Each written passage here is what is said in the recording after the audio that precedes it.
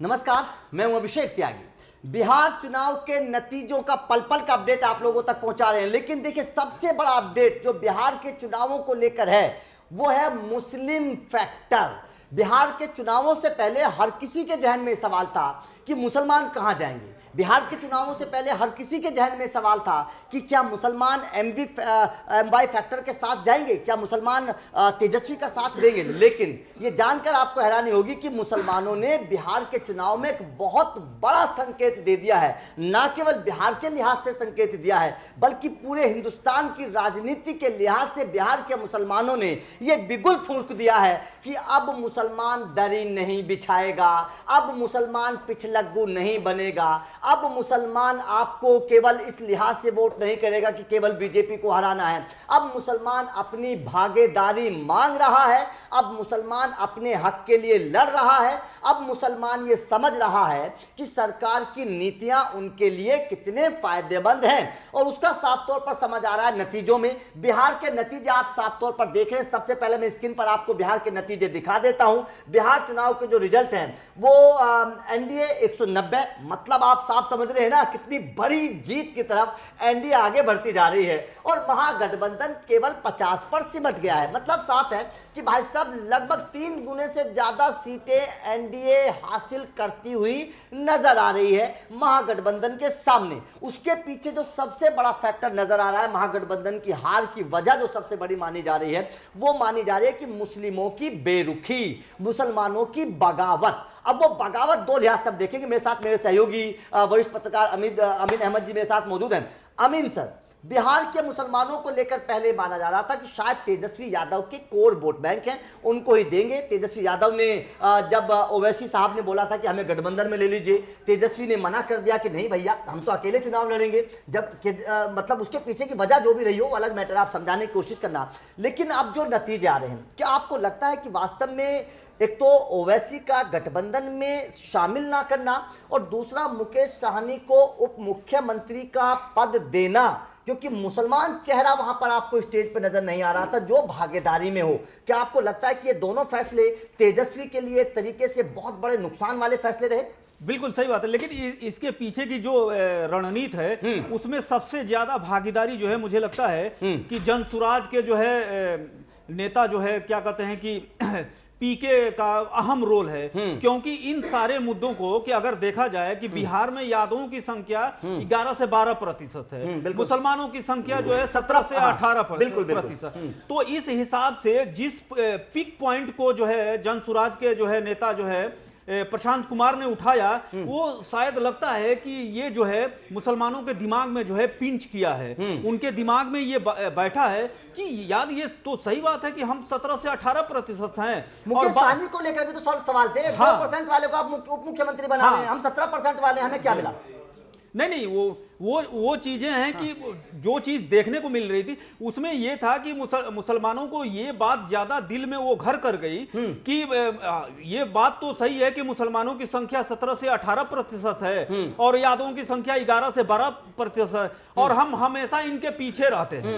जबकि 1 से 2% वाला जो है उप मुख्यमंत्री बन जाता है, लेकिन मुसलमान के नाम का ऐलान नहीं होता है। यही बात जो है ओवैसी ने सीमांचल के जो जिले हैं अररिया, पूर्णिया, किशनगंज और जो है इन सारे इलाकों में जो है उन्होंने घूम घूम के इस बात पे ज्यादा जोर दिया कि आप मुसलमानों समझिए कि जो है एक 17% या 18% आप हैं तो आप मुख्यमंत्री नहीं बन सकते। बिल्कुल सही बात और है। आपकी भागीदारी कितनी है, ये सवाल जो है सबसे पहले जनसुराज के जो है प्रशांत कुमार ने ये उठाई थी, प्रशांत किशोर ने ये बात उठाई और ये बड़े दिलेरी के साथ उन्होंने ये बात बताई थी कि मुसलमानों की संख्या जो बिहार में जितनी है उसके ही हिसाब से मुसलमानों को वो रिप्रेजेंटेशन नहीं मिल रहा है जितना उनको मिलना चाहिए। बिल्कुल सही बात तो उस हिसाब से ये सारी चीजें लग रहा है कि जो अभी रुझान है जो ये हमारे स्क्रीन पे दिख रहा है उसके हिसाब से भले ही मुसलमानों ने बीजेपी को वोट दिया हो नहीं दिया हो ये बात का आंकड़ा है, लेकिन ये जरूर है कि उन्होंने आरजेडी को ये बात बता दी जो आप शुरुआत में कह रहे थे कि हम सिर्फ दरी नहीं बिछाएंगे, इसके लिए आपको हमको वो रिस्पॉन्सिबिलिटी रिस्पॉन्सिबल या वो जिम्मेदारी आपको जिम्मेदारी देनी देनी होगी, पड़ेगी, भागीदारी देनी जिसकी पड़ेगी। वजह से हम काम करेंगे आगे। बिल्कुल सही बात है, आपने सही कहा कि भागीदारी देनी चाहिए। 17% वोट बैंक को आप कुछ नहीं दे रहे हैं और 2.5% वोट बैंक को आप उप मुख्यमंत्री बना रहे हैं। ये कहीं ना कहीं एक बहुत बड़ा संदेश देश की राजनीति को मुसलमानों ने दे दिया है। इसका असर कई और राज्यों के चुनाव पर पड़ेगा, जिस तरीके से मुसलमानों की बेरुखी नजर आई।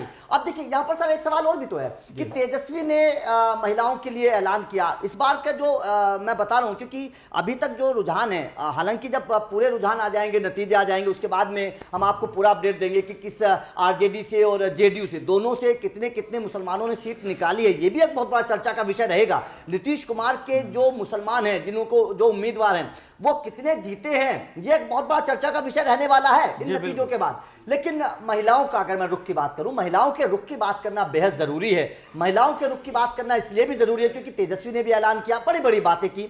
हालांकि क्या वो पूरी हो पाती नहीं हो पाती, ये चर्चा का विषय है, लेकिन नीतीश कुमार महिलाओं को सीधा पैसा दे रहे थे। क्या आपको लगता है कि महिलाओं का रुझान, मैं पुरुषों की यहां पर चर्चा नहीं करूं, केवल महिलाओं की चर्चा करना चाहता हूं, क्या महिलाओं का रुझान इस बार तेजस्वी से हटकर नीतीश कुमार की तरफ रहा? क्या इसीलिए मुसलमान सीट पर थोड़ा सा फायदा, आप एनडीए की बात कर लीजिए या फिर ओवैसी फैक्टर की बात कर लीजिए, महागठबंधन को नहीं हुआ?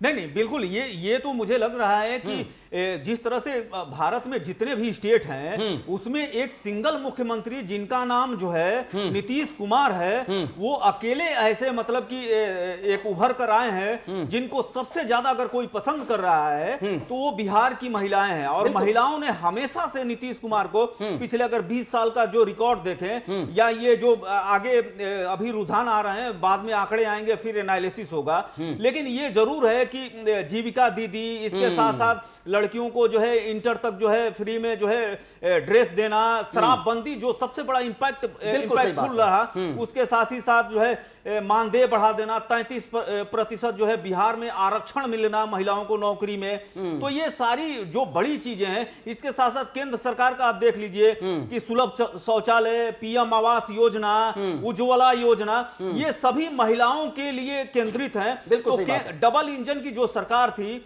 यानी केंद्र सरकार और बिहार की सरकार, इन दोनों ने मिलकर जितनी महिलाओं पे जो है इंपैक्टफुल जो है प्रभाव डाला है, ये उसी का नतीजा है कि 190 दिख रहा है। खैर अभी रुझान पूरे नहीं आए, लेकिन जब रुझान पूरे आएंगे तो एक हैरत अंगेज रिजल्ट आपको देखने को मिल सकता है। लेकिन मुसलमानों ने ऐलान कर दिया है कि देश की मुस्लिम पार्टियां जो मुसलमानों को अपने रहनुमा समझती हैं, वो अब ये ना समझें कि मुसलमान उनके पिछलग्गू हैं, या मुसलमान केवल दरी बिछाने के लिए हैं, या मुसलमान केवल रैलियों में इकट्ठा होने के लिए हैं, लड़ाई झगड़ा करने के लिए हैं। मुसलमान अब अपनी भागीदारी मांग रहे हैं, मुसलमानों को अब उनका हक चाहिए, और उसका साफ तौर पर ऐलान जो बुगुल है वो मुसलमानों ने बिहार से एक तरीके से फूंक दिया है। तेजस्वी को इस बात का एहसास हो चुका होगा कि ओवैसी को अपने साथ शामिल ना करके उन्होंने कितनी बड़ी गलती की है। आपका बिहार के चुनावों के रिजल्ट को लेकर क्या कहना है? मुस्लिम फैक्टर को आप किस तरीके से समझते हैं? क्या आपको लगता है कि वास्तव में मुसलमान अब जागरूक होने लगा है? कमेंट करके अपनी राय जरूर दीजिएगा। वीडियो अच्छी लगी तो लाइक को शेयर जरूर करिए, क्योंकि अपडेट बिहार चुनाव के पल पल के मिलते रहेंगे। Thank you very much.